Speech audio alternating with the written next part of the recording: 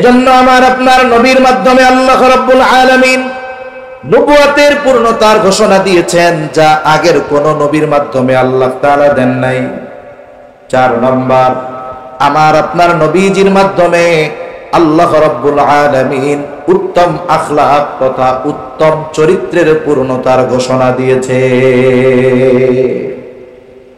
রাসূল আকরাম সাল্লাল্লাহু আলাইহি ওয়াসাল্লামের চারিত্রিক সৌন্দর্যের কথা এক মজলিসে বলা সম্ভব নয়। আমার আপনার নবীর আগে যত নবী আসছে সব নবী উত্তম চরিত্রওয়ালা নবী, কোনো সন্দেহ নাই। কিন্তু আমার আপনার নবী শুধু উত্তম চরিত্রওয়ালা নবী এমন নয়, আমার আপনার নবীর চরিত্র হলো এমন এক মহান চরিত্র, তিনি উত্তম চরিত্রে পরিপূর্ণতা দান করনেওয়ালা নবী। নবীর চারিত্রিক সৌন্দর্য কেমন ছিল? বলে মক্কার মুশরিকেরা আমার আপনার নবীজিকে বারবার হত্যার অপচেষ্টা করেছে। নবীজি সাল্লাল্লাহু আলাইহি ওয়াসাল্লাম নামাজে গিয়েছে, সিজদায় উটের নাড়ি ভুড়ি এনে নবীজির উপরে চাপায় দিয়েছে, যাতে করে আমার আপনার নবী মারা যায়। পেছন দিক থেকে গলায় কাপড় পেঁচায়া ধরছে জোরে, যাতে শ্বাসরুদ্ধ হয়ে নবীজি মারা যায়। আমার আপনার নবীকে হত্যা করার জন্য মক্কার মুশরিকেরা প্রত্যেক গোত্র থেকে এক একজন যুবককে নির্বাচিত করেছে সম্মিলিতভাবে হত্যাকাণ্ড ঘটানোর জন্য। নবীকে হত্যার অপচেষ্টা শুধু মুশরিকরা করেছে এমনটা নয়, বরং এই চির অভিশপ্ত ইহুদি জাতি আমার আপনার নবীজিকে বারবার হত্যার অপচেষ্টা করেছে। এই অভিশপ্ত জাতি, এদের এই কুকর্ম এই সময় চলতেছে তা না, এরা হাজার হাজার বছর ধরে অপরাধ, অন্যায়, অবিচার এগুলা করে আসতেছে। এজন্য আল্লাহ সুবহানাহু ওয়া তাআলা তাদেরকে অভিশপ্ত জাতি হিসাবে অভিহিত করেছেন। এদের উপরে আল্লাহ তাআলার লানত। ইহুদিদের উপরে কাদের লানত? জোরে বলেন, কার লানত? আল্লাহর লানত, নবী রাসূলদের লানত। এরা আল্লাহ তাআলার ব্যাপারে অপবাদ দিতেও পিছু হটে নাই। আল্লাহ তাআলা কোরআনুল কারীমের মধ্যে জানায় দেন, এরা আল্লাহর ব্যাপারে বলে লাকাদ সামিআল্লাহু কাওলাল্লাযীনা ক্বালু ইন্নাল্লাহা ফাকীরুন ওয়া নাহনু আগনিয়া। আল্লাহ তাআলার ব্যাপারে তারা বলতেছে যে আমরা ধনী, আল্লাহ হইল গরীব। নাউজুবিল্লাহ বলেন। আল্লাহ সুবহানাহু ওয়া তাআলার ব্যাপারে তারা আরেক জায়গায় বলে, আল্লাহ তাআলা বলেন ওয়াকালাতিল ইয়াহুদু ইয়াদুল্লাহি মাগলুলা গুল্লাত আইদিহিম ওয়া লুইনু বিমা ক্বালু।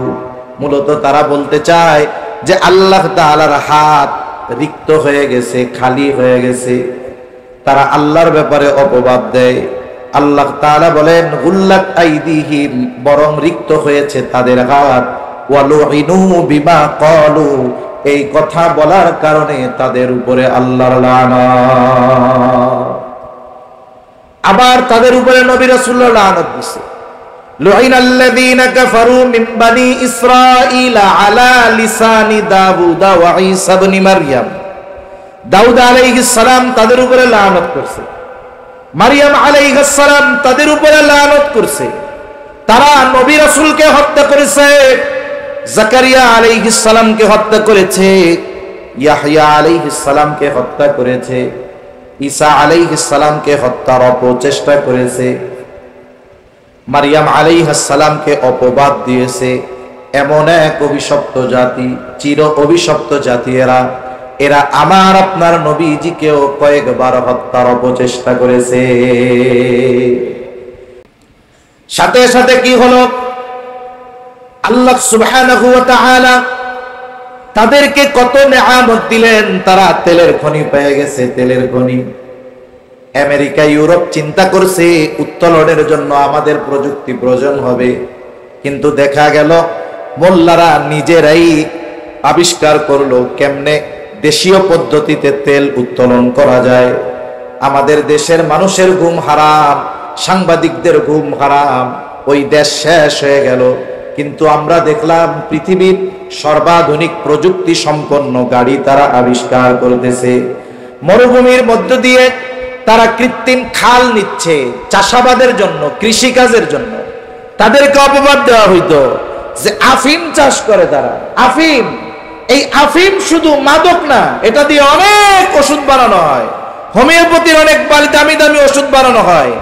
এরপরেও তাদের বিরুদ্ধে যেন অপপ্রচার না করতে পারে, তারা আফিম চাষ নিষিদ্ধ করে দিচ্ছে। এরপরে কি হলো, তাদের তত্ত্বাবধানে তাদের দেশে অনুমতি নিয়ে মানুষে ফল চাষ করে জুস বানানো শুরু করছে। আমাদের দেশেও আছে জুস, শেফানা সাফা জুস। এই জুসগুলার সবচাইতে বড় ক্রেতা হলো আমেরিকা। অথচ আমেরিকা জানে যে মোল্লারা যেমন হোক এদের পণ্যে কেউ খাদ্যে কেউ ভেজাল দিতে পারবে না, তাইলে সাইজ করে দিবে, কল্লা ফালায়া দিবে। এই জন্য ন্যাচারাল জুসগুলোর সবচাইতে বড় ক্রেতা হলো আমেরিকা। বাংলাদেশে অনেক দোকানে পাওয়া যায়, অনেক দাম দিয়ে জিনিসগুলো কেনা লাগে। এরপরে আল্লাহ তাআলা তাদের অর্থনীতিকে সমৃদ্ধি দান করলেন, তাদের চাষাবাদের মধ্যে উন্নতি হচ্ছে। এই জন্য আল্লাহ তাআলার সেই ওয়াদা যে ঈমান আনো, মুত্তাকি হয়ে যাও, আসমান আর জমিনের বরকতের দরজা সমূহ খুলে দিব।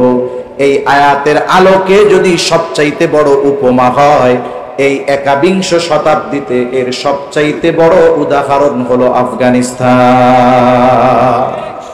সময়ের সাথে সাথে তাদের উন্নতি বাড়তেছে।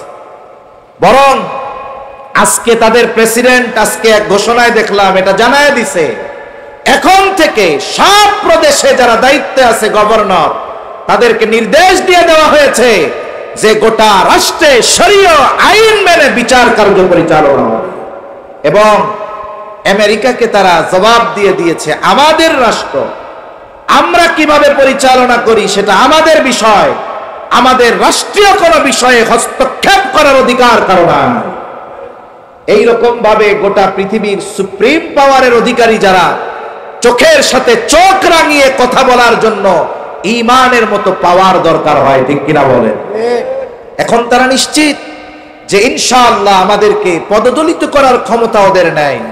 এজন্য আমেরিকাও রাগ হইয়া কইছে, যেগুলা আসুস আফগানিস্তানে সব বাগবি, তোগুলোর সম্পর্ক নাই। তা সম্মানিত উপস্থিতি, বলতেছিলাম যে আল্লাহ তাআলা শরীয়ত পূর্ণতার সাথে সাথে নিয়ামত পূর্ণতার ঘোষণা দিয়েছেন। আফগানিস্তানে শরীয়ত মেনে চলার চেষ্টা যত বেশি তারা করতেছে, আল্লাহ তাআলা তাদেরকে নিয়ামত তত বেশি দান করতেছে, ঠিক কিনা বলেন? ইনশাআল্লাহ এ ধারাবাহিকতা যদি চলতে থাকে, একটা সময় গোটা পৃথিবীর অন্যতম পরাশক্তিতে তারা পরিণত হবে। তাহলে আমার আপনার নবীর মাধ্যমে 1 নাম্বার আল্লাহ তাআলা পূর্ণতা দিয়েছেন শরীয়তের, 2 নাম্বার পূর্ণতা আল্লাহ তাআলা দিয়েছেন নিয়ামতের, 3 নাম্বার আল্লাহ তাআলা পূর্ণতা দিয়েছেন নবুয়তের। আমার আপনার নবীর মাধ্যমে আল্লাহ তাআলা নবুয়তের পূর্ণতার ঘোষণা দিয়েছেন। আমার আপনার নবী শেষ নবী, এ ব্যাপারে কোনো সন্দেহ নেই। খতমে নবুয়াত, আমার আপনার নবী যে শেষ নবী, খতমে নবুয়াতের বিরুদ্ধাচরণ করার কোনো সুযোগ নাই। বরং যারা খতমে নবুয়াতকে অস্বীকার করে, আমার আপনার নবীকে শেষ নবী মানে না, নিঃসন্দেহে তারা বেঈমান কাফের, এ ব্যাপারে কোনো সন্দেহ নাই। খতমে নবুয়াতের উপরে বারবার বারবার আঘাত আসছে, কিন্তু ইমানদার নবী প্রেমীরা এই আঘাতগুলোর প্রতিহত করার জন্য সর্বদা ঈমানী শক্তিতে বলিয়ান হয়ে আছে, ঠিক কিনা বলেন? বিশেষ করে উপমহাদেশে খতমে নবুয়াত সম্পর্কে এই ব্যাপারে সবচাইতে বেশি ফিতনা যারা সৃষ্টি করেছে তারা হলো কাদিয়ানী, গোলাম আহমদ কাদিয়ানী। এর গ্রুপেরা সবচাইতে বেশি খতমে নবুয়াতের উপরে আঘাত করেছে। চলে বলে কলে কৌশলে এরা খতমে নবুয়াতকে অস্বীকার করেছে। এদের অবস্থা কি? গোলাম আহমদ কাদিয়ানীর বাড়ি হলো কাদিয়ান, আর তাদের হেডকোয়ার্টার হলো লন্ডনে। সারা পৃথিবীতে জার্মানির মতো জায়গা যেখানে ইসলামিক কনফারেন্স করা খুব কঠিন, সেখানে রাষ্ট্রীয় প্রটোকলে বিশাল বিশাল ইজতেমা করে এই কাদিয়ানীরা। ইউরোপের যতগুলো দেশ আছে, সাধারণ মুসলিমদের জন্য চলাফেরা কঠিন, কিন্তু কাদিয়ানীরা খুব নিরাপত্তার সাথে সব জায়গায় চলাফেরা করতে পারে। কেন? কারণ অমুসলিমেরা, ইসলাম বিদ্বেষীরা কাদিয়ানীদের মাধ্যমে মুসলমানদের ঈমান ধ্বংসের খেলায় মেতে উঠে, ঠিক কিনা বলেন? এজন্য তাদের পরিচয় ক্লিয়ার হওয়া দরকার। আমাদের উলামায়ে কেরাম ডাক দেন খতমে নবুয়তের আন্দোলনে যে আমার আপনার নবী শেষ নবী, আমার আপনার নবীর পরে কোনো নবী নাই। এটা অস্বীকার করলে ঈমান থাকবে না। কারণ খতমে নবুয়তের সবচাইতে বড় দলিল হলো কোরআন, ঠিক কিনা বলেন? আল্লাহ রাব্বুল আলামিন কোরআনের মধ্যে ঘোষণা দিয়েছেন, মা কানা মুহাম্মাদুন আবা আহাদিম মির রিজালিকুম ওয়ালাকিন রাসূলুল্লাহি ওয়া খাতামান নাবিয়্যিন। আল্লাহ তাআলা বলেন, মুহাম্মদ সাল্লাল্লাহু আলাইহি ওয়াসাল্লাম তোমাদের কোন পুরুষের পিতা নন, ওয়ালাকিন রাসূলুল্লাহ, তিনি হলেন শেষ নবী, ওয়া খাতামান নাবিয়্যিন, তিনি হলেন শেষ নবী, তিনি আল্লাহর রাসূল, তিনি শেষ নবী। নবীজি সাল্লাল্লাহু আলাইহি ওয়াসাল্লাম বলেন, আনা খাতামুন নাবিয়্যিন লা নাবিয়্যা বাদি, আমি শেষ নবী, আমার পরে আর কোন নবী নাই। এই জন্য খতমে নবুয়তের সুস্পষ্ট দলিল থাকার পরেও যারা গোলাম মুহাম্মদ কাদিয়ানীকে নবী বলে, আমার আপনার নবীকে শেষ নবী মানে না, কোনো সন্দেহ নাই তারা বেঈমান। আমাদের দেশে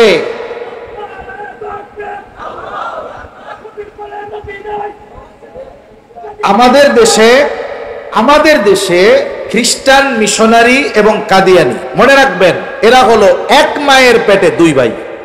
খ্রিস্টান মিশনারি আর কাদিয়ানী এক মায়ের পেটে কি দুই ভাই। এরাও অনেক প্রত্যন্ত অঞ্চলে খ্রিস্টান মিশনারি যারা, এরাও আমার আপনার নবীকে শেষ নবী বলে মানে না, এরা ঈসা আলাইহিস সালামকে শেষ নবী বলে অভিহিত করাতে চায়। সরল মানা মুসলমানদের কাছে গিয়ে ওরা বলে, এই মিয়া শোনো, কিয়ামতের আগে ঈসা আলাইহিস সালাম দুনিয়ায় আসবে, মানো? স্বাভাবিকভাবে ঈসা আলাইহিস সালাম তো আবার আসবে, কিন্তু ওনার মূল আগমন দুনিয়াতে ঘটে গেছে। আল্লাহ আসমানে উঠায় নিছে, আবার কিয়ামতের আগে ঈসা আলাইহিস সালামকে আল্লাহ দুনিয়ায় পাঠাবে। আগমনের দিক দিয়ে ওনার আগমন নবীজির আগে হয়ে গেছে। নবীজি আসার মাধ্যমে নতুন করে কোন নবী আসার আর সুযোগ নাই, এটা বন্ধ হয়ে গেছে। ঈসা আলাইহিস সালাম যে আসবে, এটা কি তার নতুন আগমন নাকি পুনরায় আগমন? তার তো মূল আগমন নবীজির আগে হয়ে গেছে, এখন উনি আবার আসবেন। এই আশাটা নতুন করে আসা হবে না, এটা পুনরায় আগমন হবে, কিয়ামতের আগে উনি আসবে। এই কথাটা তো আমরা সবাই জানি। সরল মনা মুসলমানেরা বলবে, হ্যাঁ আসবে তো। তাইলে ঈসা আলাইহিস সালাম আসবে কি হইয়া জানো? ত্রাণকর্তা হয়ে আসবে। উনি আসবে, উনি আসার পরে ওনার উপরে যারা ঈমান আনবে, বিশ্বাস করবে, তারা তো মুসলিম, তারা হবে ঈসাই মুসলিম। আর আল্লাহর আযাব থেকে বাঁচার জন্য ঈসাই মুসলিম হওয়ার বিকল্প আর কোনো কিছু নাই। এখন ওই মানুষগুলো যেগুলো মূর্খ, বুঝে না, এই মানুষগুলোকে তারা দাওয়াত দিয়ে খ্রিস্ট ধর্মে অনুসারী করে একটা সময় তাদেরকে বেঈমানে পরিণত করে, দুনিয়ার সামান্য কিছু সুযোগ সুবিধা দিয়ে। এজন্য হিসাব যদি করা হয়, কাদিয়ানী আর এই খ্রিস্টান মিশনারি, এদের মূল মিশন, মূল উদ্দেশ্য এক, সরল মনা মুসলমানদেরকে ধোঁকায় ফেলে বেঈমান বানানো। এখন বিষয় হলো, কাদিয়ানী অমুসলিম, খতমে নবুয়তকে অস্বীকার করলে সে অমুসলিম, কোনো সন্দেহ নেই। তাইলে আপনারা রাষ্ট্রীয়ভাবে তাদেরকে অমুসলিম ঘোষণার জন্য এত তৎপর কেন? তাহলে কি রাষ্ট্র যদি অমুসলিম ঘোষণা করে তাইলেই কি তারা অমুসলিম হবে, না হলে হবে না? বিষয়টা এমন নয়। রাষ্ট্র যদি তাদেরকে অমুসলিম ঘোষণা করে তাতেও অমুসলিম, ঘোষণা না করলেও অমুসলিম। তাহলে রাষ্ট্রের তাদেরকে অমুসলিম ঘোষণা করার কি দরকার? আমাদের সমাজে বিভিন্ন ধর্মের মানুষের সহ অবস্থান আছে না নাই? আছে। হিন্দু আছে, বৌদ্ধ আছে, খ্রিস্টান আছে, প্রত্যেকেই তার পরিচয় নিয়ে এই সমাজে বসবাস করে। একজন হিন্দু সে কখনো নিজেকে মুসলিম দাবি করে না, খ্রিস্টান সে কখনো নিজের মুসলিম দাবি করে না। কিন্তু কাদিয়ানীরা গোলাম আহমদ কাদিয়ানীকে নবী মানার মাধ্যমে, খাতমে নবুয়তকে অস্বীকার করার মাধ্যমে তারা যে বেঈমান কোনো সন্দেহ নাই। কিন্তু এই সমাজে কুফরি আকীদা, কুফরি বিশ্বাস লালন করে তারা সমাজের মানুষের কাছে নিজেদেরকে পরিচয় দেয় মুসলিম। মুসলিম পরিচয়ে সমাজে বসবাস করে, কারণ মুসলিম অমুসলিম কারো গায়ে লেখা থাকে না, এটা তার জাতীয় পরিচয় পত্রে থাকে। আমরা বলি এই দেশে প্রত্যেক ধর্মের মানুষ আছে, প্রত্যেক ধর্মের মানুষের সহ অবস্থান আছে, একই সাথে থাকে, একই বাজারে ব্যবসা করে, একই এলাকায় বসবাস করে, কোনো অসুবিধা নাই। রাষ্ট্রীয় সুযোগ সুবিধা গ্রহণ করে, কোনো অসুবিধা নাই। এই দেশের নাগরিক হিসাবে রাষ্ট্রীয় সুযোগ সুবিধা গ্রহণ করুক, কোনো সমস্যা নাই। তবে মুসলিম পরিচয়ে নয়, বরং তাদেরকে কাফের পরিচয়ে এই সুযোগ সুবিধা গ্রহণ করতে হবে। সমাজে বসবাস করুক, আমরা বলি না এই দেশ থেকে তাদেরকে দূর করে দেন, হত্যা করে ফেলেন, তাও বলি না। আমরা কি বলি, যে তারা যেহেতু কুফরি বিশ্বাস লালন করে, অন্তরে কুফরি বিশ্বাস লালন করে, মুখ দিয়ে যতই বলুক না কেন মুসলিম মুসলিম, আমরা কাজ হবে না। কিছু বিষয় আছে মুখ দিয়ে বলার মাধ্যমে ওইটার মৌলিক বিষয়ের পরিবর্তন কখনো হয় না। আমাদের এলাকায় একজন লোক আছে, দেখতে অনেক কালা, কিন্তু তার নাম হইল দলা মিয়া। দলা মানে বুঝেন তো? দলা মানে সাদা মিয়া। এখন সে তো দেখতে কালো, তার নাম যতই দলা মিয়া হোক না কেন, তার নাম দলা মিয়া হওয়ার কারণে তার চামড়া কি দলা হয়ে যাবে? অনেক জায়গায় অনেক সুন্দর মানুষ, তার নাম হলো কালামিয়া। সে দেখতে সুন্দর, কিন্তু তার নাম দিয়া দিছে কালামিয়া। এখন কালামিয়া নাম হওয়ার কারণে মৌলিকভাবে সে কি কখনো কালো হয়ে যাবে? হবে না। অনুরূপ ভাবে খাতমে নবুয়তকে অস্বীকার করে যতই নিজেরা নিজেদেরকে মুসলমান পরিচয় দিক না কেন, এই মানুষগুলো প্রকৃত মুসলমান কখনো হতে পারবে না, যতক্ষণ না গোলাম আহমদ কাদিয়ানীকে ছেড়ে একনিষ্ঠভাবে জবানে অন্তরে ওই কালিমার স্বীকৃতি যতক্ষণ না দিবে, ততক্ষণ পর্যন্ত মুমিন মুসলমান হওয়ার কোনো সুযোগ তাদের নাই। এজন্য আমার আপনার নবীর মাধ্যমে আল্লাহ রাব্বুল আলামিন নবুয়তের পূর্ণতার ঘোষণা দিয়েছেন, যা আগের কোন নবীর মাধ্যমে আল্লাহ তাআলা দেন নাই। 4 নম্বর, আমার আপনার নবীজির মাধ্যমে আল্লাহ রাব্বুল আলামিন উত্তম আখলাক তথা উত্তম চরিত্রের পূর্ণতার ঘোষণা দিয়েছে। রাসূল আকরাম সাল্লাল্লাহু আলাইহি ওয়াসাল্লামের চারিত্রিক সৌন্দর্যের কথা এক মজলিসে বলা সম্ভব নয়। আমার আপনার নবীর আগে যত নবী আসছে, সব নবী উত্তম চরিত্রওয়ালা নবী, কোনো সন্দেহ নাই। কিন্তু আমার আপনার নবী শুধু উত্তম চরিত্রওয়ালা নবী এমন নয়।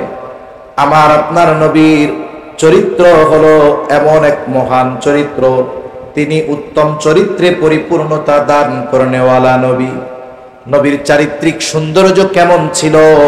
বলে মক্কার মুশরিকেরা আমার আপনার নবীজিকে বারবার হত্যার অপচেষ্টা করেছে।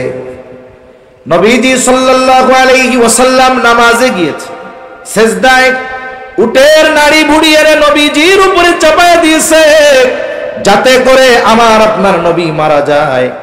পেছন দিক থেকে গলায় কাপড় পেঁচায়া ধরছে জোরে, যাতে শ্বাসরুদ্ধ হয়ে নবীজি মারা যায়।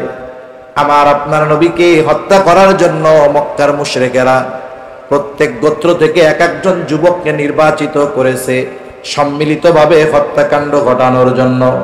নবীকে হত্যার অপচেষ্টা শুধু মুশরিকরা করেছে এমনটা নয়, বরং এই চির অভিশপ্ত ইহুদি জাতি আমার আপনার নবীজিকে বারবার হত্যার অপচেষ্টা করেছে। এই অভিশপ্ত জাতি, এদের এই কুকর্ম এই সময় চলতেছে তা না, এরা হাজার হাজার বছর ধরে অপরাধ, অন্যায়, অবিচার এগুলা করে আসতেছে। এজন্য আল্লাহ সুবহানাহু ওয়া তাআলা তাদেরকে অভিশপ্ত জাতি হিসাবে অভিহিত করেছেন। এদের উপরে আল্লাহ তাআলার লানত। ইহুদীদের উপরে কাদের লানত? জোরে বলেন, কার লানত? আল্লাহর লানত, নবী রাসূলদের লানত। এরা আল্লাহ তাআলার ব্যাপারে অপবাদ দিতেও পিছু হটে নাই। আল্লাহ তাআলা কোরআনুল কারীমের মধ্যে জানায় দেন, এরা আল্লাহর ব্যাপারে বলে, লাকাদ সামিআল্লাহু কাওলাল্লাযীনা ক্বালু ইন্নাল্লাহা ফাকীরু ওয়া নাহনু আগনিয়া। আল্লাহ তাআলার ব্যাপারে তারা বলতেছে যে আমরা ধনী, আল্লাহ হইল গরীব। নাউজুবিল্লাহ বলেন। আল্লাহ সুবহানাহু ওয়া তাআলার ব্যাপারে তারা আরেক জায়গায় বলে, আল্লাহ তাআলা বলেন, ওয়া ক্বালাতিল ইয়াহুদু ইয়াদুল্লাহি মাগলুলা গুল্লাত আইদিহিম ওয়া লুইনু বিমা ক্বালু। মূলত তারা বলতে চায় যে আল্লাহ তাআলার হাত রিক্ত হয়ে গেছে, খালি হয়ে গেছে। তারা আল্লাহর ব্যাপারে অপবাদ দেয়।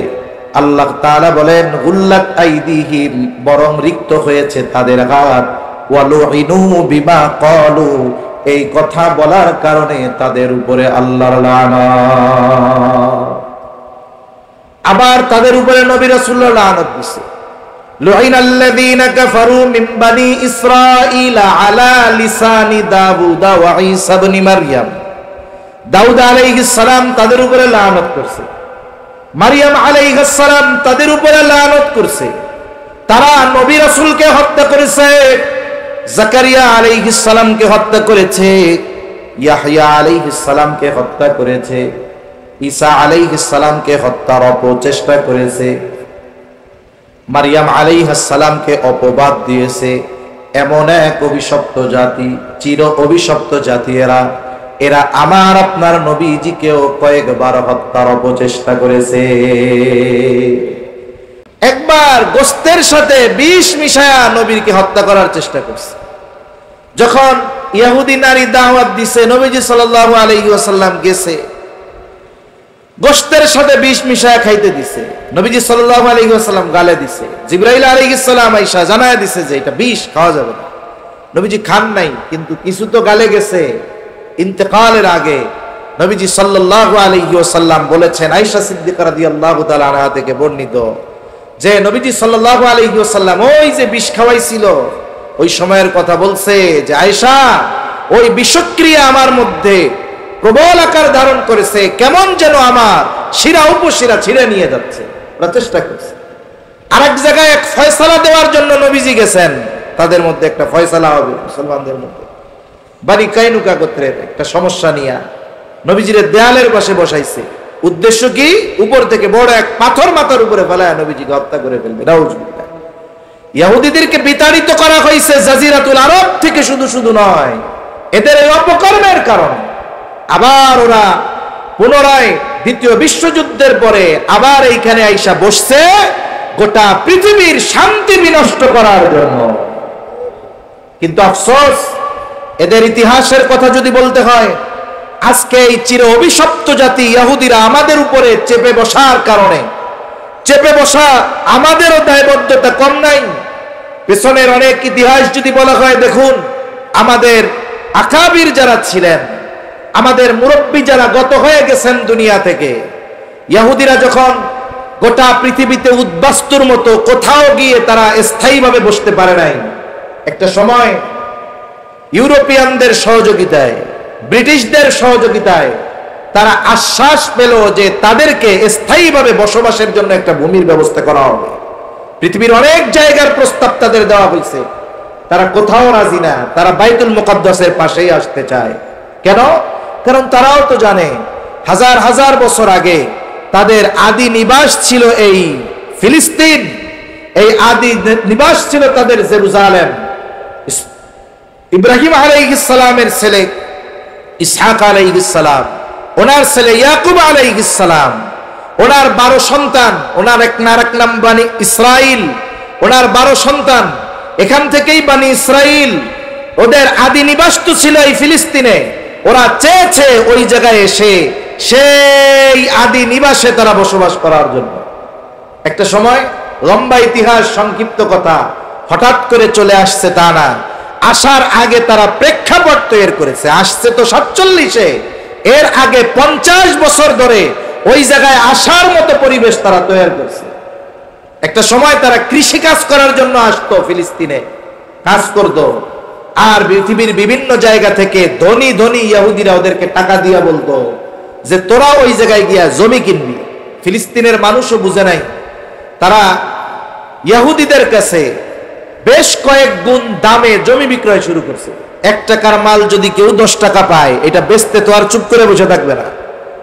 ওই সময় আরবের কিছু আলেম তাদেরকে মানা করছে, যেটা বিক্রয় করো না, এটা ঠিক হবে না। সাথে সাথে আশরাফ আলী থানভী রাহমাতুল্লাহ আলাইহি সহ আমাদের আকাবিরে দেওবন্দের উলামায়ে কেরাম বলেছে যে মুসলিম ভূখণ্ডের এই জমিগুলা ইহুদিদের কাছে বিক্রয় করা জায়েজ হবে না।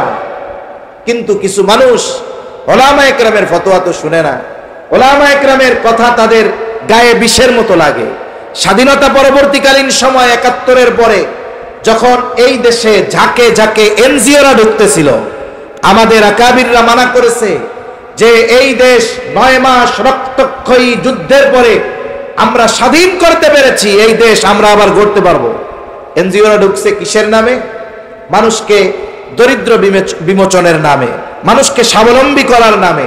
ঢুইকা এক সময় এদেশে এমন ভাবে তারা পেতে বসছে যে তারা এদেশ থেকে গরিবের রক্ত চুষে টাকা নেওয়ার সাথে সাথে গরিবদেরকে, সরল মানা মুসলমানদেরকে বেঈমান বানানোর মিশন তারা চালিয়ে যাচ্ছে। ঠিক কিনা বলেন? জিনিস উলামায়ে কেরামের দূরদর্শী নজর, তারা যেটা অনুধাবন করতে পারেন আমরা সাধারণ মানুষ পারি না।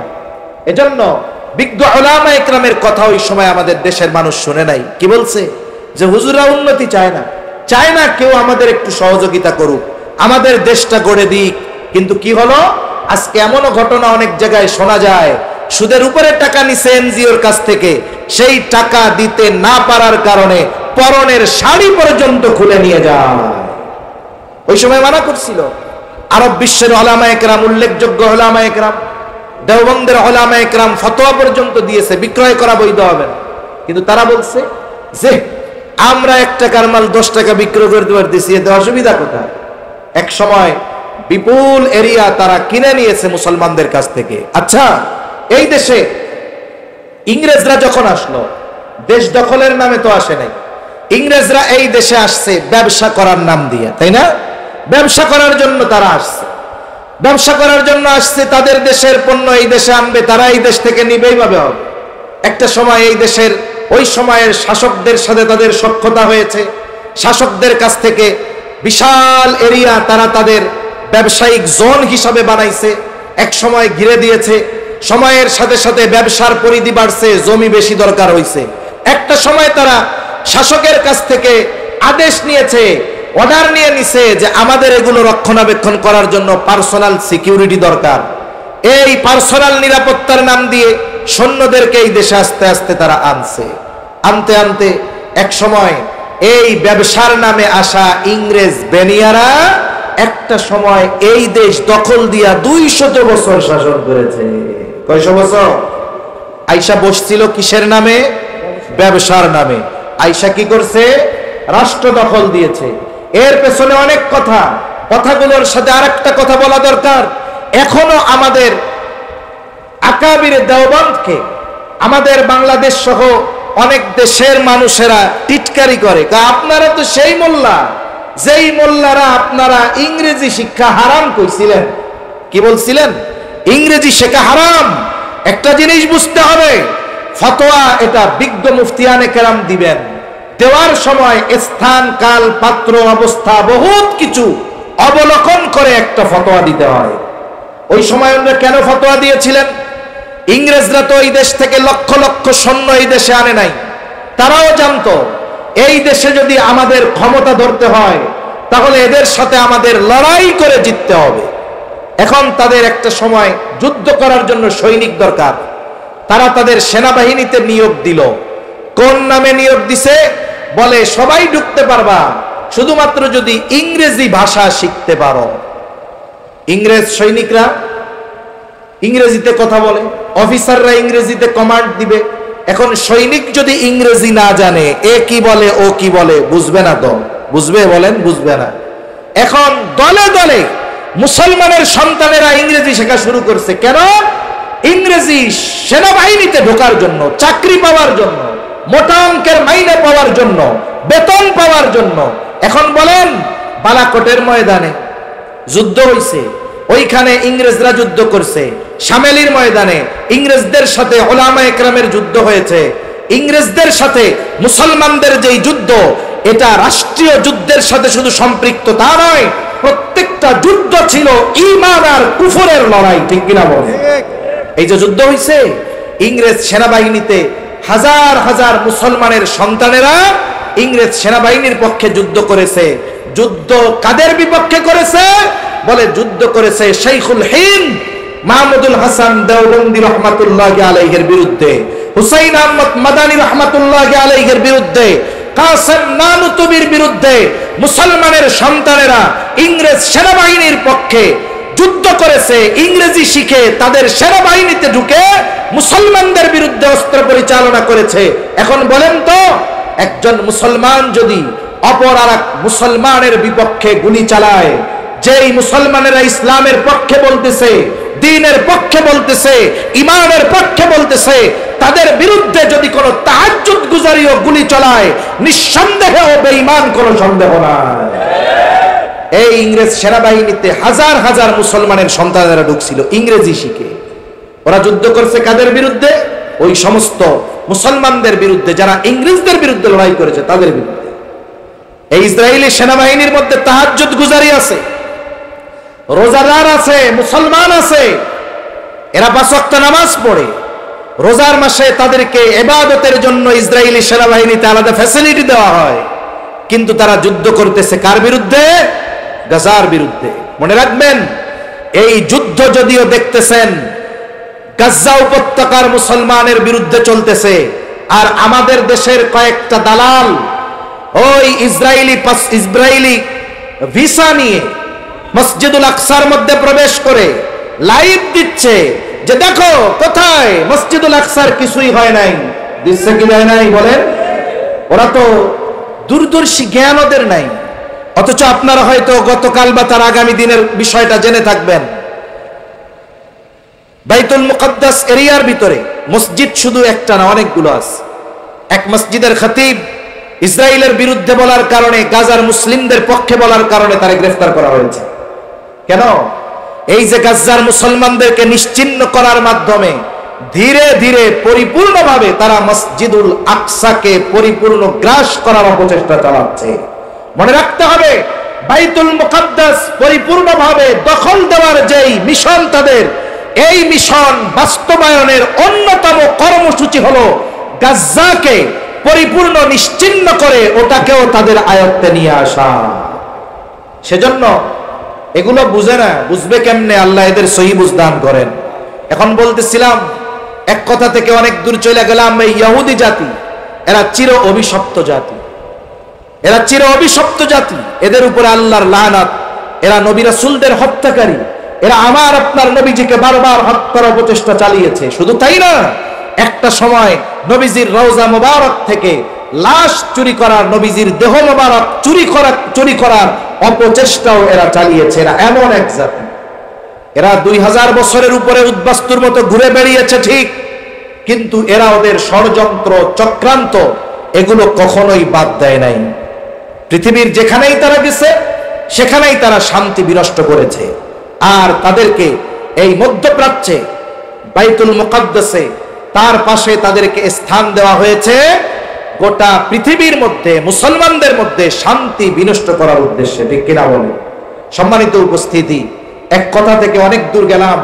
আসলে আফসোসের বিষয় যে গাজার নিরহ মুসলমান, ওইখানে নিরস্ত্র মানুষদেরকে হত্যা করা হচ্ছে। অথচ দেখুন, রাসূল আকরাম সাল্লাল্লাহু আলাইহি ওয়াসাল্লাম যখন কোথাও কোনো সেনাবাহিনী প্রেরণ করতেন, যুদ্ধের জন্য কোনো বাহিনী যখন নবীজি প্রেরণ করতেন, নবীজি সাল্লাল্লাহু আলাইহি ওয়াসাল্লাম যেই নির্দেশনাগুলো দিতেন, এর মধ্যে নির্দেশনাগুলো এরকম ছিল যে খবরদার, তোমরা রাস্তায় যাওয়ার সময় কোনো গাছ নষ্ট করবা না, ফসল নষ্ট করবা না, কোনো কিছু আগুন দিয়ে পুড়ায়া দিবা না, নিরস্ত্র কাউকে আঘাত করবা না, শিশুদের হত্যা করবা না, নারীদের হত্যা করবা না, তারপরে বৃদ্ধদের হত্যা করবা না, আবার যুদ্ধের ময়দানে যাদের সাথে যুদ্ধ হচ্ছে, প্রতিপক্ষ যদি তোমাদের অস্ত্রের আঘাতে মারা যায়, খবরদার তাদের লাশ বিকৃত করবা না। কিন্তু আমরা কি দেখলাম? বিশ্ব মানবতাকে বৃদ্ধ আঙ্গুল দেখিয়ে আমেরিকার সর্বোচ্চ সহযোগিতায় এই জালেম ইসরায়েলিরা, এই জালেম ইহুদিরা নির্বিচারে 50,000-এর উপরে, অফিসিয়াল হিসাব 50,000, প্রায় অর্ধ লক্ষের উপরে নিরস্ত্র মুসলমানদের হত্যা করেছে, যার মধ্যে সবচাইতে বেশি সংখ্যায় শিশু এবং নারী। ঠিক কিনা বলেন? অথচ দেখুন গোটা মানবতা নিশ্চুপ, গোটা মানবতা নিশ্চুপ। আমরা অনেক সময় আফসোস করি, আরে চতুর্দিকে তো আরব দেশ, মুসলমানেরা, মধ্যে ইসরায়েল, এরা যদি চারদিক থেকে থুথু নিক্ষেপ করে তাতেও তো তারা শেষ হয়ে যাওয়ার কথা। মনে রাখতে হবে, মনে রাখতে হবে, বাস্তবতা হলো এইটা যে আরব শাসকেরা আজকে যে আরাম আয়েশে স্বর্ণের কমটে বাথরুম করে, পায়খানা করে, স্বর্ণের সিঁড়ি দিয়ে বিমান থেকে নামে, এই সুযোগ সুবিধা তারা চুপ থাকার শর্তেই ভোগ করতেছে। ঠিক কিনা বলেন? এখানে ইসরায়েলিরা বসবে, ইহুদিদের বসতি স্থাপন হবে, ফিলিস্তিনিদেরকে নিশ্চিহ্ন করা হবে। তোমরা যদি চুপ থাকো, ক্ষমতায় থাকতে পারবা, রাজপ্রাসাদে থাকতে পারবা, ভোগ বিলাসিতার সাথে জীবন যাপন করতে পারবা। এটা বাস্তব। যদি আরব বিশ্বের শাসকেরা জবান দিয়ে এই জালেমদের বিরুদ্ধে আওয়াজ তুলে, ওরা জানে আমাদের সিংহাসন আর টিকবে না, এজন্য তারা কোনো কথা বলবে না। কিন্তু আমরা তো মুসলমান এক দেহের ন্যায়, মুসলমান এক দেহের ন্যায়। তার চোখে যদি আঘাত পায়, গোটা দেহ এই আঘাত অনুভব করে, পায়ে যদি আঘাত পায়, গোটা দেহ এই আঘাত অনুভব করে। এজন্য সীমান্তের বেড়া জালে আমরা পড়ে গিয়েছি। আমরা ছিলাম এক উম্মাহ, আমাদের মধ্যে কোনো সীমানার বেড়া ছিল না। 100 বছর আগেও গোটা হেজাজ আরব এক ছিল। আজকে দেখুন কি হচ্ছে, সীমান্তের দেয়াল, এক পাশে মিশর, আর এক পাশে ফিলিস্তিনের গাজ্জা অঞ্চল, এক পাশে ধ্বংসস্তূপে পরিণত হয়েছে, না খেয়ে মানুষ মরতেছে, নির্বিচারে গুলি চলতেছে, দেয়ালের অপর পাশে মানুষ আনন্দ উল্লাস করতেছে। অথচ সীমান্ত নামক এই দেয়াল আমার অপর আর এক মুসলমান ভাইয়ের কষ্টে তার পাশে গিয়ে দাঁড়ানোর মতো সুযোগও আমাদেরকে শেষ করে দিয়েছে। ঠিক কিনা বলেন? সেই সুযোগটাও আমাদের থেকে কেড়ে নিয়েছে। আমরা ছিলাম এক উম্মাহ, আমাদের গোটা উম্মাহ ছিলাম আমরা একটা দেহের ন্যায়। কিন্তু আফসোস, আজকে আমার দেহে কষ্ট কাটা লাগলে আমি গোটা দেহ কষ্ট অনুভব করি, কিন্তু লক্ষ লক্ষ মুসলমানদের উপরে নির্যাতন, জুলুম, নিষ্পেষণ। অথচ অনেকে আমরা তাদের জন্য একটু দোয়াও করতে পারি না। আমরা তাদের জন্য আল্লাহর কাছে দোয়া করবো, বলেন ইনশাআল্লাহ। দোয়ার সাথে সাথে এই কামনা অন্তরের মধ্যে রাখবো, যদি সশরীরে ওই মজলুমদের পাশে যদি দাঁড়ানোর সুযোগ হয়, ইনশাআল্লাহ আমরা তাদের পাশে দাঁড়াবো, বলেন ইনশাআল্লাহ। আগামীর জন্য প্রস্তুতি দিয়ে রাখতে হবে। আগামীর প্রস্তুতি কি? ইতিমধ্যে আপনারা জেনেছেন, প্রায় আমাদের পার্শ্ববর্তী দেশে মুসলমানদের প্রায় 9 লক্ষ একরের বেশি ওয়াকফ জমি, এটার নিয়ন্ত্রণ জালেম হিন্দুত্ববাদী সরকার নিজেদের নিয়ন্ত্রণে নিয়ে মুসলমানদেরকে ভূমিহীন করার সর্বোচ্চ অপচেষ্টা তারা চালিয়ে যাচ্ছে। মনে রাখতে হবে যে একটা সময় মুসলমানদের উপরে জুলুম চলবে। আমরা যদি আমাদের মুসলমান ভাইদের সহযোগিতায় না দাঁড়াই, তাদের জন্য ব্যথিত না হই, আল্লাহ না করুক ওই জালেম আরাক ইসরায়েল আমাদের পাশে অচিরেই তৈরি হয়ে যাবে। ঠিক কিনা বলেন? এজন্য আমাদেরকে সকল সময় সব ধরনের প্রস্তুতি নিয়ে থাকতে হবে, যেন জালেম যদি আমাদের উপরে আঘাত করে আমরা যেন প্রতিহত করতে পারি। এজন্য মানসিকভাবেও সর্বোচ্চ প্রস্তুত থাকার দরকার আছে না নাই? সম্মানিত উপস্থিতি, কথা থেকে অনেক দূরে চলে গেছি যে রাসূল আকরাম সাল্লাল্লাহু আলাইহি ওয়াসাল্লামের আখলাক এমন আখলাক ছিল যে কাফেররা বারবার হত্যার অপচেষ্টা করেছে, কিন্তু আমার আপনার নবীর চারিত্রিক ব্যাপারে অপবাদ দেওয়ার দুঃসাহস মক্কার আবু জেহেল, উতবা, সাইবা কখনো করতে পারে নাই। রাসূল সাল্লাল্লাহু আলাইহি ওয়াসাল্লামের চারিত্রিক সৌন্দর্যের সনদ দুনিয়ার কোন মানুষ দেয় নাই, বরং স্বয়ং আল্লাহ তাআলা আমার আপনার নবীজির চারিত্রিক সনদ দিয়ে দিয়েছেন।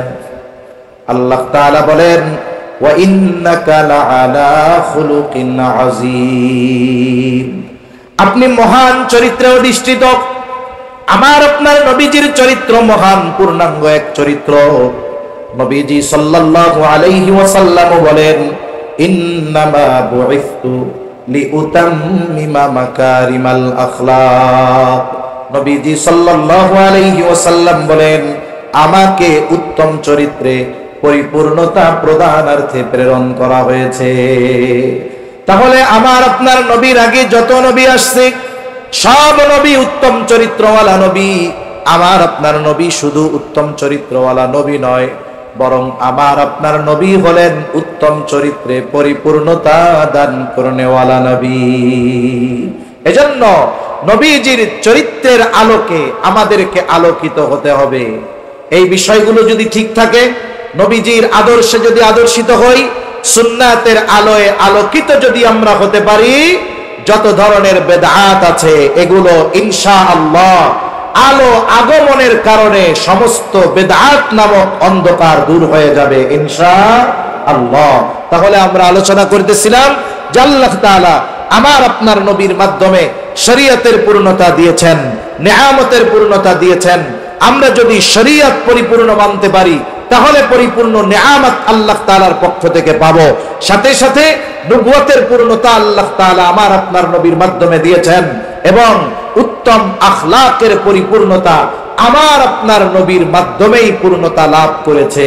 তা আল্লাহ সুবহানাহু ওয়া তাআলা আমাদের সবাইকে কথাগুলো বুঝবার তৌফিক দান করেন, আমলের কথাগুলো আমল করবার তৌফিক দান করেন। সাথে সাথে আমাদেরকেও, আমাদের আগামী প্রজন্মকেও পরিপূর্ণ দ্বীনের উপরে পরিচালিত করার তৌফিক আল্লাহ তাআলা দান করেন। আমিন। ওয়া আখিরু দাওয়ানা আনিল হামদুলিল্লাহি রাব্বিল আলামিন। আসসালামু আলাইকুম ওয়া রাহমাতুল্লাহি ওয়া বারাকাতুহু।